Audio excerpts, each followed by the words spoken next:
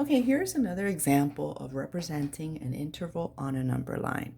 As you can see, this number line has array, right? And the highest number is 2, and it's included as part of the solution 2.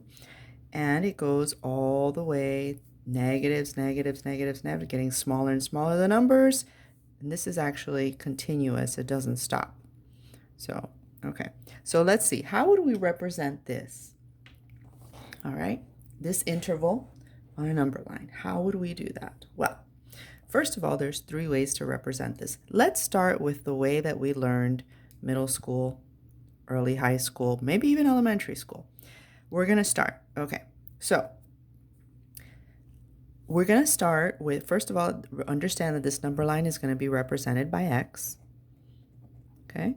And we start numbers bigger than. All right, hold on a second. Wait, let me scratch that. So we're going to start with x.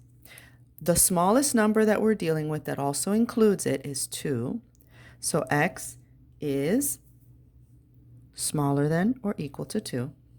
And now let's take a look at what's going on here. Okay, yeah, x is smaller than or equal to 2. Is there anything that's holding this back here? Anything that stops it? No, this keeps going on to what we call infinity, negative infinity to be exact. So if I were to say negative 20, is negative 20 smaller than or less than or equal to 2? Yes.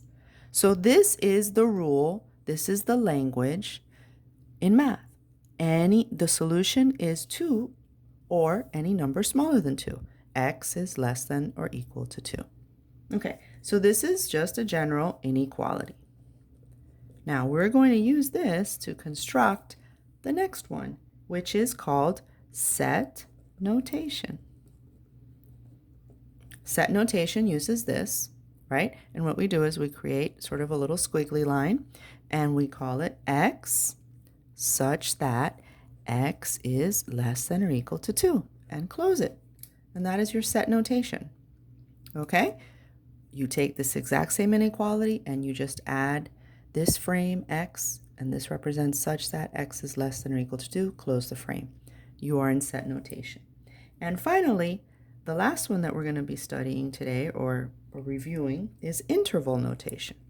Now, interval notation simply means it's like an interval. Oh, wait, let me back up before I'll go back to this a second. Another way, which you'll see a lot on Khan Academy for set notation, is x is an element, that's E for element, of the reals. In other words, it's any number you're basically familiar with other than the imaginary numbers. And you don't really get into that until later on in Algebra 2. This is the beginning of Algebra 2 skills.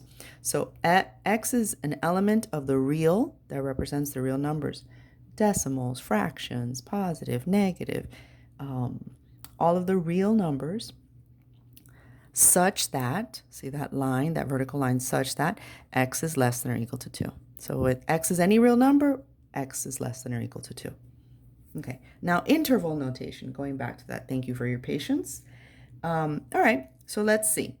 So we're going to look at it almost like a point, but it's not. It's like, where does it start, or what's it on one end and what's it on the other? So we're going to look at it. Okay, 2 is obviously the starting point. This makes array. Now, does this stop anywhere here? No.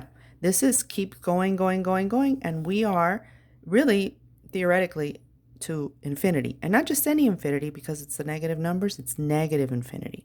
So this is on the small side, which is always your left.